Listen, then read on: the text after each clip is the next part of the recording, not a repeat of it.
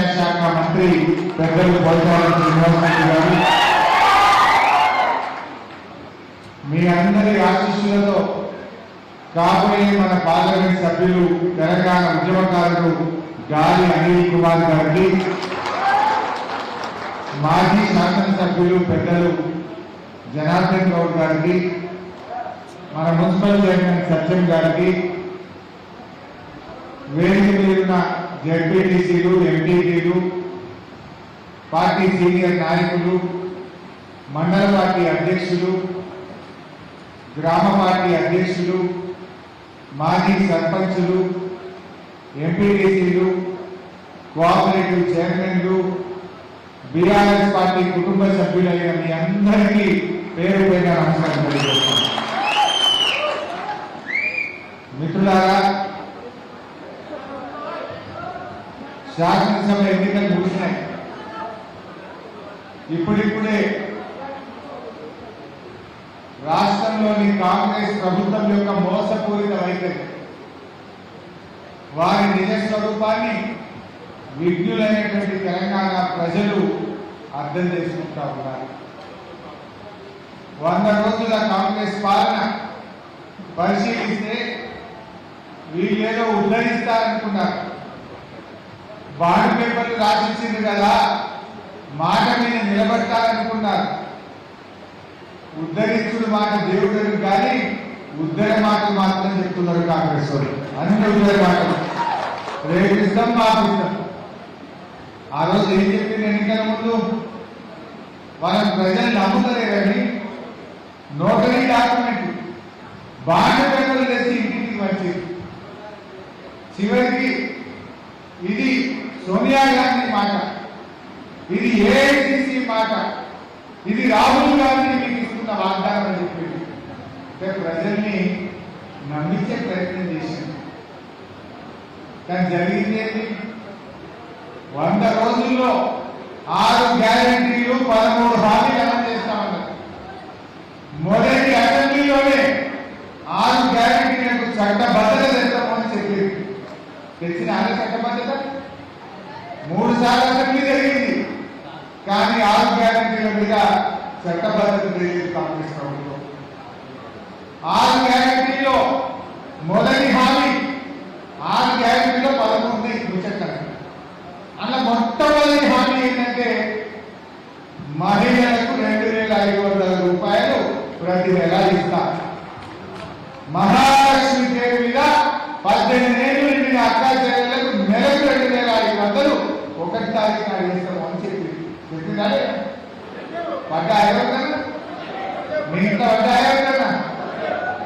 మరి కుల్ల మనం ఈ ఎలక్షన్లలో జనంకి ఒకటే మాట చెప్పాలి. 100 రోజులు నిండిందా లేదా? 2500 రూపాయలు అక్కా చెల్లెళ్ళు కాంగ్రెస్ పార్టీ కోటైంది. పడవాళ్ళందరూ కాంగ్రెస్ కోటైంది.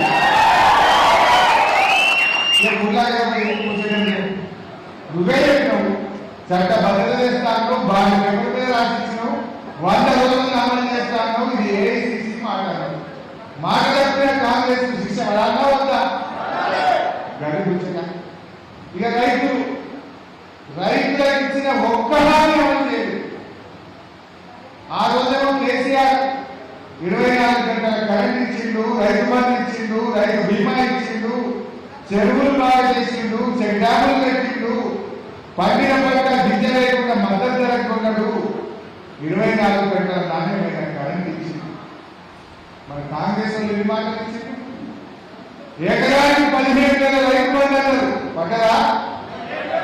కౌలు రైతులకు 15,000 అన్నారు. వచ్చినాయా? వడ్లకు మక్కలకు 500 బోనస్ అన్నారు. వచ్చినాయా? 2 లక్షల రుణమాఫీ అన్నారు. వచ్చిందా? రుణమాఫీ ఏం చెప్పిండు? డిసెంబర్ 9 నాడు ప్రమాణ స్వీకారం చేయగానే మొదటి సంతకం ఏకకాలంలో 2 లక్షల రుణమాఫీ అన్నారు. అయిందా? అంటే రైతులకు ఇచ్చిన ఒక్క మాట కూడా నిలబెట్టుకోలేదు కాంగ్రెస్. కొత్త హామీలేమో అమలు కాలే, కానీ ఉన్నాయి కూడా ఇవాళ కోతలు పెడతా ఉన్నారు. అమలవుతున్న వారికి కోతలు పెట్టిండ్రు, కొత్త మీరేమో అట్లెక్కించింది. కేసీఆర్ ఉండగా 24 గంటల కరెంట్ రాలేదు రైతులకు. ఇవాళ వస్తున్నారే సాయంత్రం 5 పోతే రాత్రి 12 వస్తుంది. 11 12 పొద్దుదారకుండా కట్టిగా ఎప్పుడొస్తుందో ఎప్పుడు పోతుంది. లో వోల్టేజ్ వచ్చి ఊర్లలో మోటార్లు కాలుతున్నాయా లేదా? ప్రతి రైతుని పంటకు ఒక్కసారి 2 సార్లు మోటార్ కాలింది. ఇందాక ఊరికి పోతారని చెప్పి 3 సార్లు కాలింది మోటార్. 4 ఎకరాలు 3 ఎకరాలు నాటేస్తే 3 సార్లు కాలింది మోటార్ అన్నట్టు. స్వామి ఇదే లింగంపేట స్వామి అనే ఒక రైతు నేను 3 ఎకరాలు నాటేస్తే 2 ఎకరాలు ఎండిపోయింది, 3 సార్లు మోటార్ కాలింది. నేను అడిగిన కేసీఆర్ మోటార్లు కాలేదు స్వామి అన్న. లేదు సార్ ఒక్కసారి కాలేదు, కాంగ్రెస్ వచ్చింది కరువు వచ్చింది మోటార్లు కాలుతున్నాయి. ఈ రకంగా ఇవాళ రైతుల్ని మోసం చేసినటువంటి ఈరోజు కాంగ్రెస్ పార్టీ ఎవరితో పెట్టింది. సమాజంలో ముఖ్యమైన వాళ్ళు 3 వర్గాలు: పేదలు, రైతులు, మహిళలు. మహిళలకు 2500 ఇస్తారు, మోసం చేసింది. రైతులకు బోనస్ అంటిని, మాఫీ అంటిని, రైతు బంధు 15,000 అంటిని మోసం చేసింది. ఇక పేదలు ఎవరు? పేదలు అవ్వా తాతలు, వితంతువులు, వికలాంగులు, నేత గీత కార్మికులు ఎవరైతే ఈరోజు 42,80,000 మంది నెల నెల ఆసరా పెన్షన్ అందుకుంటున్నారో ఆ నిరుపేదల్ని కూడా మోసం చేసింది కదా. ఏం చెప్పింది ఆ రోజు? అవ్వా నీ పెన్షన్ ఎంత అన్నారు? 2,000 అవ్వా. ఇగో మళ్ళీ కాంగ్రెస్ గవర్నమెంట్ వస్తుంది, డిసెంబర్ 4,000 పెన్షన్ అన్నాడు. నీ మనమని నీ కాలు అవుతుందో అన్నాడు. మరి ఎవరైనా చెప్తాను, నువ్వు చెప్తావా? 45 లక్షల మంది కాలుతారు. 4,000 ఇచ్చినారే అంటే ఇవాళ ఒక్కొక్క పెన్షన్ దారికి కాంగ్రెస్ ప్రభుత్వం 8,000 రూపాయలు బాకీ పడుతుంది. 4,000 కదా, 4,000 బాకీ పడుతుంది. బిడ్డ కాంగ్రెస్ వాళ్ళు 8,000 మా అమ్మ తాతలకు విధాంతులకు ఇచ్చినట్టే ఈ కాంగ్రెస్ పార్టీ ఓటరు కాదని చెప్పండి. ఎవరైతే ఆకర్షించిన దగ్గరికి పోయి ఇవి 4,000 మనం మోసం చేసిండు, వీళ్ళకు బుద్ధి చెప్పాలని చెప్పి మనం చెప్పాలి. ఏమంటుండ్రు రేవంత్ రెడ్డి? ఈ నా 100 రోజుల పాలనకు ఈ ఎన్నికలు రెకమెండ్ అవ్వమంటుంది. రేపు దేశంలో తెలుగులో ఏమైనా కాంగ్రెస్ పార్టీ ఓటేస్తే ఏమంటాడు? రుణమాఫీ ఎగ్గొట్టినా నాకు దేశంలో ఇచ్చేది లేదు అంటాడు. పెళ్లికి తులం బంగారం అన్నా ఎగబెట్టినా నాకు ఓటేసిండు, ఇచ్చేది లేదు అంటాడు. 4,000 పింఛన్ మోసం చేసినా నాకు ఓటేసిండు అంటాడు. రేపు మేము అసెంబ్లీలో పోచారం శ్రీనివాసరెడ్డిలో నేను మాట్లాడాలి. ఏమని మాట్లాడాలి? మేము లేచి మాట్లాడితే ఏమంటాడు? ఏమి అంటే నాకే ఓటేసి కూర్చోవాలి అంటాడు. మనం మేము గట్టిగా కలవట్టి అడిగామా లేదా? రేపు మేము అడగాలంటే ఈ ఎన్నికల్లో కాంగ్రెస్ పార్టీకి సూర్పు పెట్టాలి. కళ్ళు రాసి బాధ పెట్టే రేపు పోయే అసెంబ్లీలో పోచారం శ్రీనివాసరెడ్డి గారు నేను చెరొకరికి బల్ల గుద్ది ఏమైనా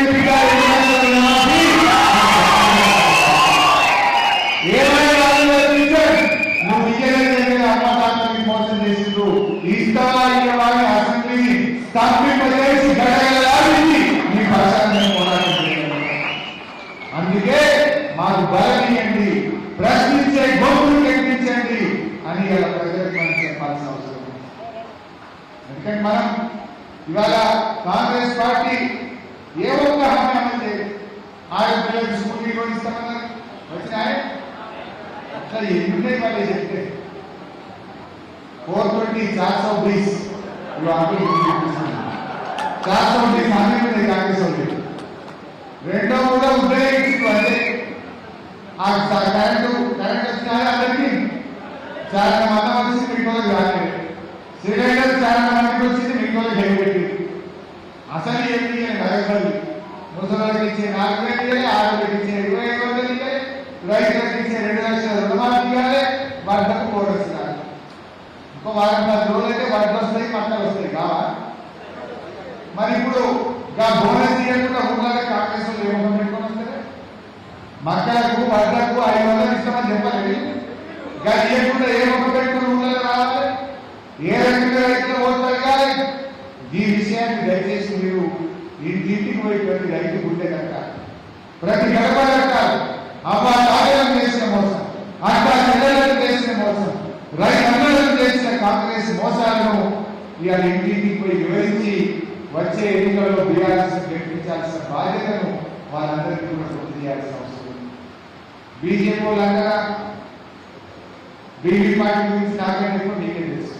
ఏదైనా గుర్తుపట్టి పేమెంట్ తింటారే, అదే 10 ఏళ్ళు ఎంపీ ఉంటే ఒక ఊరికి వచ్చినాడే, ఎవరికైనా ఉంటే సాయం చేసినాడే, దవాఖాన పట్టే ఎవరైనా పరామర్శించిందా, ఆపద కాదు సంపద కాదు. మనకు 2 సార్లు గెలిపిస్తే కన్న తల్లి పాలు దాగి నొప్పుకున్నట్టు రాత్రి పార్టీ చెప్పుకుంది. అటువంటి మీరే పార్టీ చెప్పాలి. ఏమని చెప్తుంది బీజేపీ? బీజేపీ ఏమని ఓటమి కాదు, మేము విదేశాల్లో నల్లధనం తెస్తామని ఒక్కొక్క అకౌంట్ లో 16 లక్షలు వేస్తామని చెప్పి మోసం చేసినానికి బీజేపీ ఓటమి కదా. ఇదే బీజేపీ ఏడాదికి 2 కోట్ల ఉద్యోగాలు ఇస్తాం, 10 ఏళ్ళలో 20 కోట్ల ఉద్యోగాలు ఇస్తామని చెప్పి మేము నిరుద్యోగ యువతను మోసం చేసినాం. మాకు ఓటేయమని బీజేపీ అడుగుతారా? నల్ల చట్టాలు తెచ్చి వందలాది మంది రైతులను పొట్టలో పెట్టుకున్నాం.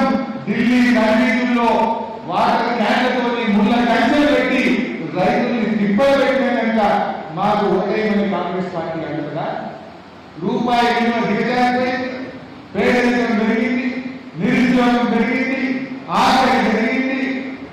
ఇవన్నీ గొప్ప పనులు చేసిన బీజేపీ ఓటాడుతారా? ఏమిచ్చింది బీజేపీ?